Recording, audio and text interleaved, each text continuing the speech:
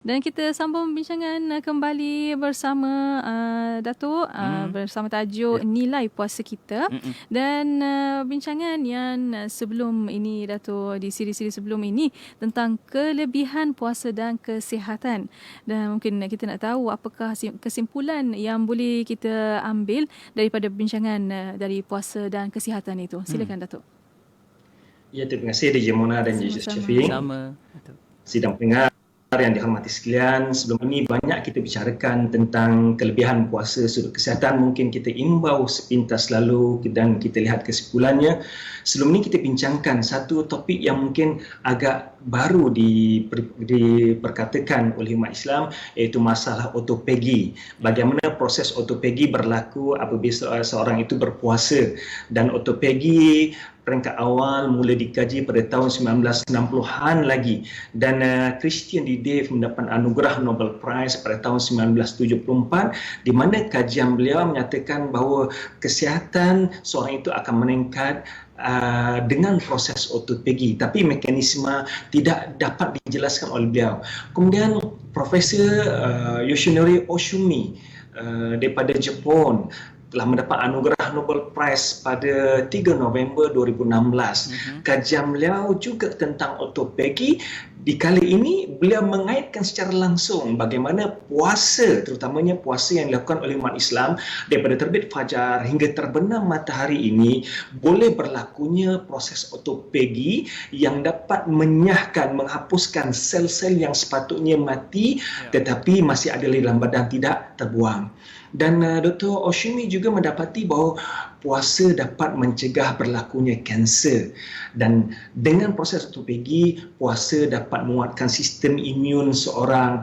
Demikian juga proses otophagy dapat memastikan jantung kita dapat berfungsi dengan begitu baik dan dia mencegah penyakit kardiomyopatik. Demikian juga puasa dapat melambatkan aging proses untuk awet muda.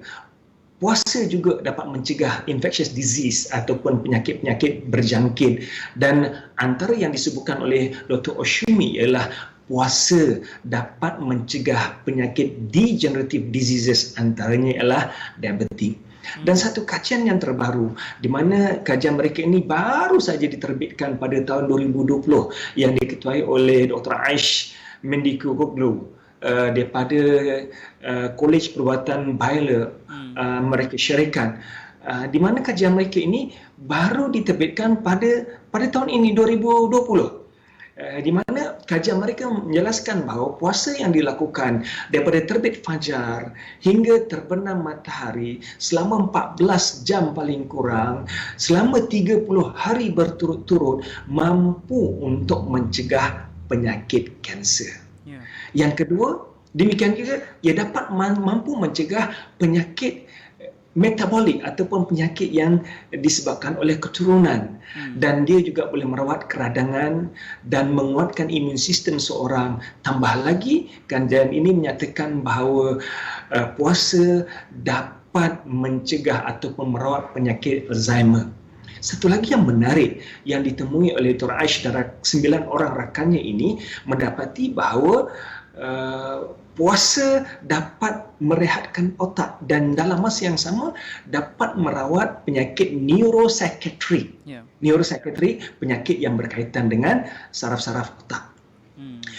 Satu lagi kajian yang disebutkan oleh Dr. Nuri Nikolaev daripada Moskow, di mana beliau menyatakan bahawa penemuan paling hebat di abad ini ialah apabila para saintis discover bagaimana seorang itu lebih sihat physically, mentally dan spiritually dengan cara berpuasa. Dan beliau mendakwa beliau telah berjaya merawat, menyembuhkan 7,000 orang. Terutamanya penyakit neuropsychiatric dengan cara berpuasa, di mana mereka berpuasa selama 30 hari berturut-turut. Cuma definisi Dr. Yuri Nikolaev, puasa ini bukan seperti puasa umat Islam, meninggalkan 2 major food daripada 3 asal, breakfast, lunch dan dinner, tinggalkan 2. Itu definisi puasa bagi mereka. Namun demikian, ia telah pun berjaya merawat lebih daripada 7,000 pesakit yang terutamanya penyakit neuropsychiatric. Kemudian Konferensi di Casablanca 1994 dengan tema puasa dan kesihatan, ke semua kereta kerja yang dibentangkan, 50 kereta kerja yang dibentangkan, memberikan conclusion ataupun kesimpulan bahawa puasa boleh menyembuhkan berbagai penyakit, puasa boleh mencegah berbagai penyakit, dan puasa tidak memberikan kesan buruk pada orang yang berpuasa, kecuali mereka yang ada penyakit yang agak kronik perlu mendapat nasihat daripada para doktor. Dr. McFadden menyatakan bahawa puasa bagaikan tongkat sakti yang dapat merawat penyakit, terutamanya penyakit yang melibatkan usus. Ya. Dan kajian beliau cukup mendalam bagaimana usus kita dapat dirawat dengan cara berpuasa. Dr. Munib daripada Turki menyatakan bahawa bagaimana puasa dapat membantu menstabilkan kadar gula dalam darah. Puasa juga dapat membantu menstabilkan kolesterol, dan puasa juga dapat membantu menstabilkan tekanan darah seorang, ya, tidak terlampau tinggi dan tidak terlampau rendah. Dan antara kajian yang menarik pada tahun 2007, ya, kajian yang dilakukan oleh American Heart Association, dan kajian ini telah pun diterbitkan dalam jurnal saintifik. Kajian dilakukan terhadap 515 orang pesakit, di mana kajian ini mendapati mereka yang berpuasa menghadapi risiko yang cukup rendah untuk mendapat serangan sakit jantung. Ya. Mereka yang berpuasa mendapat serangan risiko yang paling rendah untuk mendapat serangan risiko sakit jantung. Dr. Lenny Brown dalam buku beliau The Advantages of Therapeutic Fasting menyatakan bahawa amalan biasa orang sakit cari ubat. Dia jelaskan bahawa kita perlu ubah cara hidup kita. Instead of cari ubat bila kita sakit, kita ubah cara hidup kita dengan banyakkan berpuasa dan cegah diri kita daripada kena penyakit. Cegah diri kita daripada penyakit, sebab orang yang berpuasa, proses pembuangan toksin akan berlaku dengan begitu banyak. Dan apabila toksin dibuang daripada badan, secara automatik badan kita akan lebih bersih dan badan kita akan lebih sihat. Demikian juga Dr. Alan Carr dalam buku beliau Fasting the Ultimate Diet. Beliau menyarankan ada 12 kelebihan berpuasa. Antaranya, puasa ini akan menyebabkan seorang itu fizikal dia, mental dia akan lebih elok. Puasa akan dapat membersihkan tubuh seorang daripada berbagai toksin yang selama ini berkumpul dalam tubuh kita. Puasa dapat menstabilkan tekanan darah dan juga kolesterol. Puasa boleh melambatkan aging proses. Dan Dr. Alan Carr menjelaskan cukup detail bagaimana puasa dapat menyebabkan otak kita lebih geliga. Apabila kita berpuasa, di Syafiq di Mona, tenaga yang sepatutnya digunakan untuk menghadamkan makanan selama 14 jam ini, kita tolaklah 2 jam penghadaman yang kita makan selepas kita bersahur, 12 jam paling kurang. Tenaga ini akan digunakan oleh otak dan organ-organ yang lain, dan otak kita akan lebih kuat, menyebabkan orang yang berpuasa akan menjadi lebih geliga. Dan kajian yang dibuat oleh Kolej Perubatan Baylor terhadap pelajar-pelajar medik mendapati bahawa mereka yang berpuasa, otak mereka lebih geliga dan mereka lebih skor dalam exam apabila mereka berpuasa. Ini sepintas lalu bagaimana kita lihat puasa yang diamalkan ini memberikan tahap kesihatan yang baik pada manusia. Nak gambarkan kesimpulan secara keseluruhan, puasa yang diamalkan oleh seorang itu akan menjadikan badan dia lebih sihat. Dan Allah SWT yang memberikan syariat kepada manusia. Allah Maha mengetahui apakah syariat yang terbaik untuk kita. Sebab Allah menjadikan kita sebagai khalifah di muka bumi ini. Ketika mana Allah SWT berfirman pada malaikat, Inni ja'ilun fil ardi khalifah. Kami nak jadikan manusia sebagai khalifah di muka bumi ini. Pasti ya, Allah berikan syariat dan panduan yang terbaik untuk manusia agar dapat memainkan peranan sebagai khalifah yang terbaik di muka bumi ini. Dan salah satu syariatnya yang Allah berikan ialah untuk kita berpuasa. Sebab itulah Allah SWT berfirman dalam surah Al-Anbiya ayat 107, Wa ma arsalnaka illa rahmatan lil alamin. Tidak aku utuskan kamu wahai Rasulullah melainkan rahmat untuk seluruh alam. Jadi puasa antara syarat yang Allah berikan pada kita ini membawa rahmat untuk kita, membawa rahmat untuk orang yang berpuasa. Ya, Syafiq dan Jamal. Masya-Allah, itu dia puasa yang terus membawakan keberkatan sebenarnya doktor. Bila doktor sebutkan penemuan demi penemuan itu, saya kira sangat-sangat memberikan inspirasi pada kita kan, betapa hebatnya sains itu pun dah membuktikan bahawa kita yang berpuasa ni banyak kelebihan dia ni. So tak nak lagi puasa. Kan? Ada yang katakan sehingga nak puasa sepanjang tahun doktor, sebab seronok. Masya-Allah. Okey, kita akan rehat seketika Mona. Ya, kita akan rehat seketika pada waktu ini Datuk dan para pendengar. Kita akan kembali selepas ini dan menunggu juga soalan anda. Boleh hantarkan soalan anda melalui WhatsApp Konti dan juga boleh tinggalkan di FB Live AKM FM. Kita berehat seketika, kembali selepas ini. Rakyat Malaysia bersatu menghadapi COVID-19. Namun bagaimana nasib lebih 70,000 keluarga asnaf di Selangor? Pendapatan mereka terjejas dan hanya mengharapkan wang zakat bulanan untuk terus hidup. Marilah bersama kami membantu asnaf tanpa perlu kecawangan zakat. Hanya layari zakatselangor.com.my dan klik bayaran zakat dan fitrah secara atas talian atau melalui perbankan internet, GoPays dan Boost. Kekal di rumah. Anda adalah hero kepada asnaf zakat Selangor. Pagi yang indah disinari warna yang indah. Hiasi pagi anda dengan info semasa, muzik nasyid kontemporari, santapan minda berinspirasi dengan wadah informasi menerusi rancangan kesihatan, analisis dan topik pagi. Semuanya dalam segmen Warna Pagi bersama Pian dan Hazwan 6 hingga 10 pagi hanya di IKIM, Inspirasi Inforia Islami. Buah-buahan tempatan, segar dan sedap yang tiada tandingannya. Buah yang terbaik dan berkualiti hanya untuk anda. Amalkan pengambilan buah-buahan setiap hari. Ia kaya dengan nutrien untuk kecergasan dan kesihatan badan. Pelbagai sajian ikut cita rasa sesuai untuk sisi keluarga. Lebihkan makan buah-buahan tempatan. Kempen ini dibawakan khas oleh Pharma Malaysia. Pharma di hati rakyat.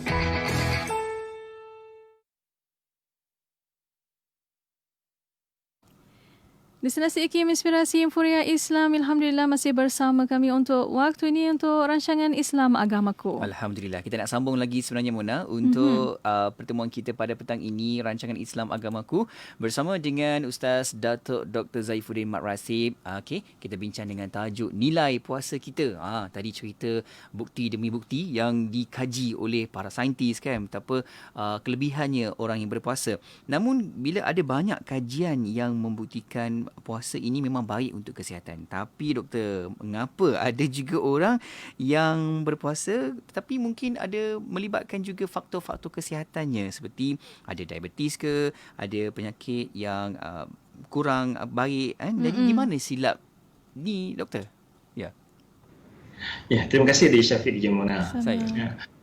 Tadi kita sebutkan penemuan demi penemuan, banyak fakta saintifik puasa memberikan kelebihan sudut kesihatan Dan apa yang disebutkan tadi, law aliman ummati ma fi Ramadan la tamanna sanata kullah Ramadan. Kalaulah umatku mengetahui tentang kelebihan berpuasa bulan Ramadan, mereka akan berharap sepanjang tahun di Ramadan kelebihan yang ada di bulan Ramadan.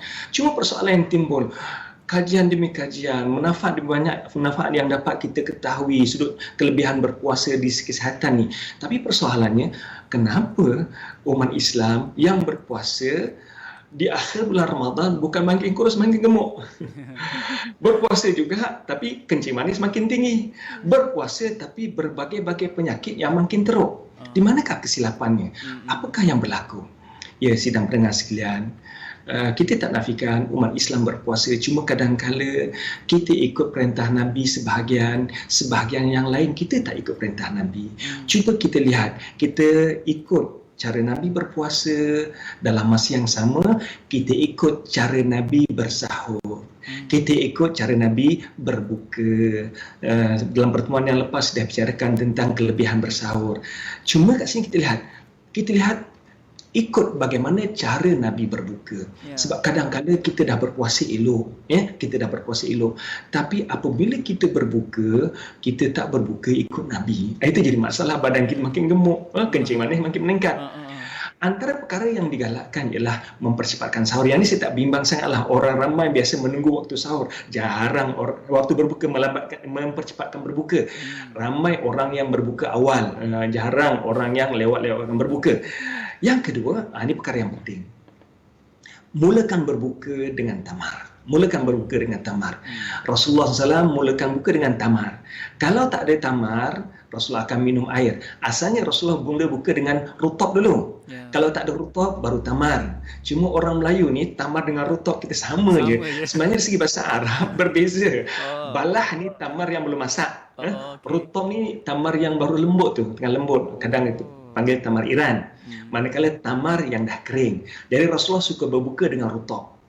Yang kedua, kalau tak ada, dengan tamar. Kalau tak ada, baru minum air.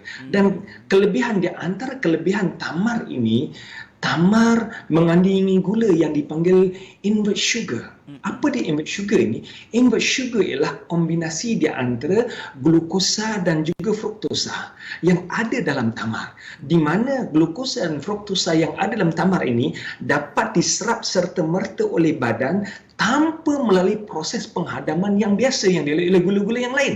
Sebab itulah apabila seorang itu berbuka dengan rutab, dia akan dapat tenaga serta-merta. Bayangkan orang yang berpuasa 14 jam, 15 jam, 16 jam, badan dia akan letih. Apabila mereka berbuka puasa dengan rutab, gabungan di antara glukosa dan fruktosa yang ada dalam invert sugar ini akan memberi tenaga serta-merta tanpa melalui proses penghadaman yang panjang apabila seorang itu berbuka puasa. Jadi, step yang pertama, buka puasa dengan rutab ataupun tamar.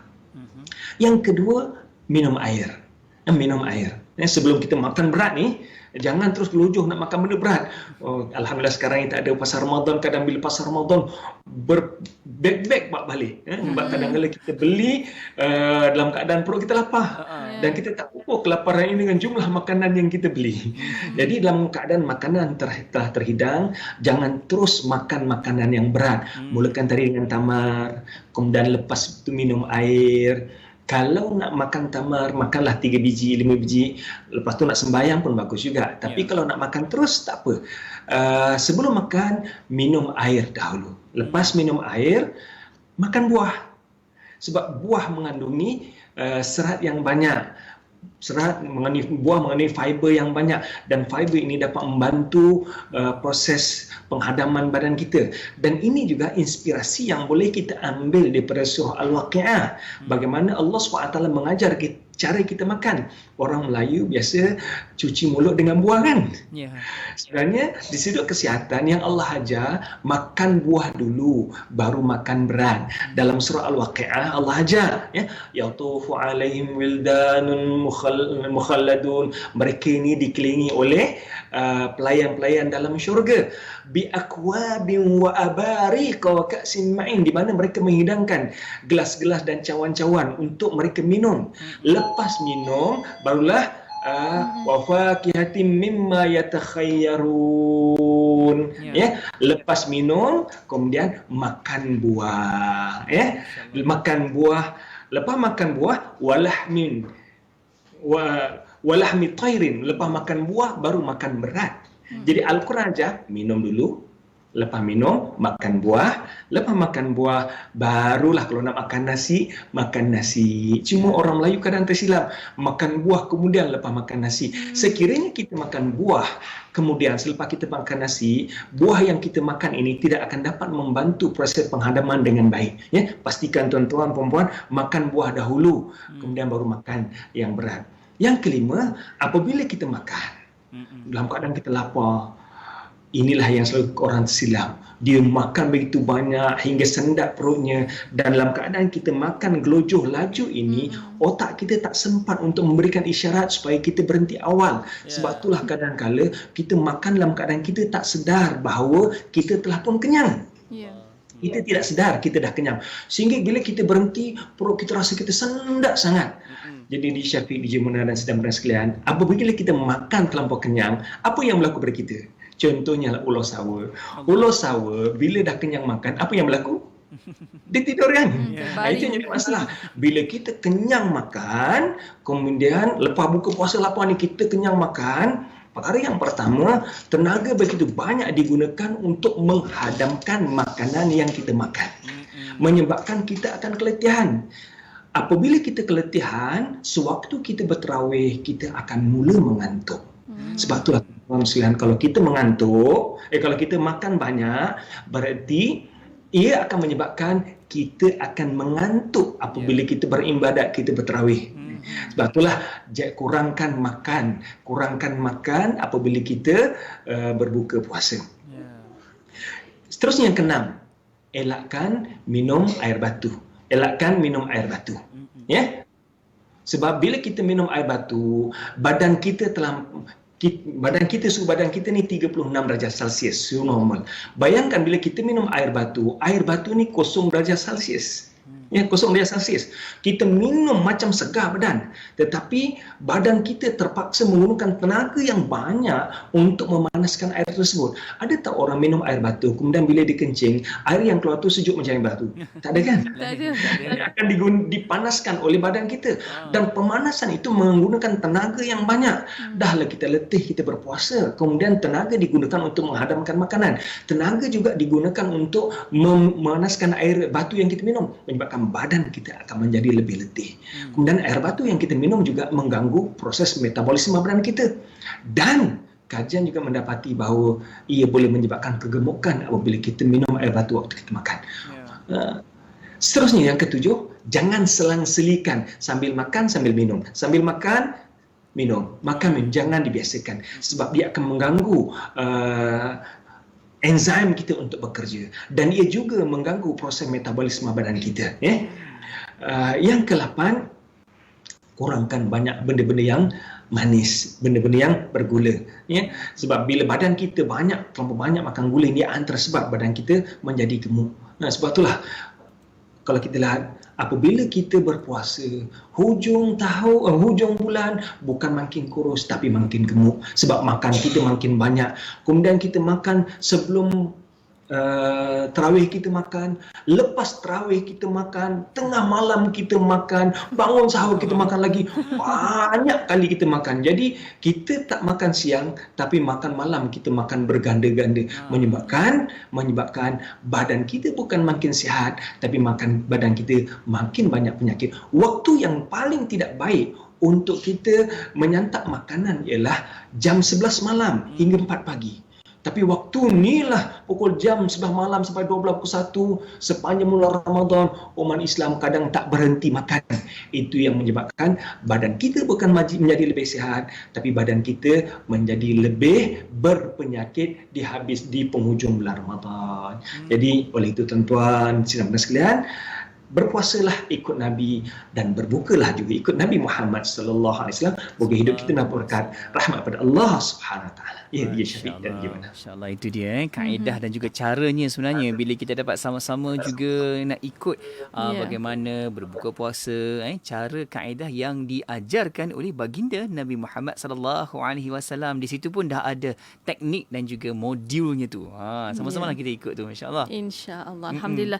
Dan di akhirnya terima kasih kepada yang bahagia Datuk untuk waktu ini. Itu waktu yang kami ada untuk kesempatan Itulah, ini. sekejap je masa. Ya, sekejap sahaja masa. Banyak manfaatnya. Alhamdulillah. Terima kasih banyak-banyak Datuk. Dan insya-Allah kita jumpa lagi untuk episod akan datang minggu depan. Jumpa lagi insya-Allah Datuk. Assalamualaikum. Okey. Waalaikumsalam warahmatullahi wabarakatuh. Alhamdulillah. Terima kasih juga buat rakan penonton yang tonton di Facebook Live IKIM FM. Anda boleh tonton semua di situ. Dan juga kita akan dengarkan lagi rancangan ini insya-Allah pada minggu hadapan kalau kita dapat terbitkan dalam sesi mood raya katanya. Ya, insya-Allah. Ya. Terima kasih banyak-banyak kepada para pendengar dan terus setia bersama kami Destinasi IKIM Inspirasi Inforia Islami. Melaka 89.5 FM.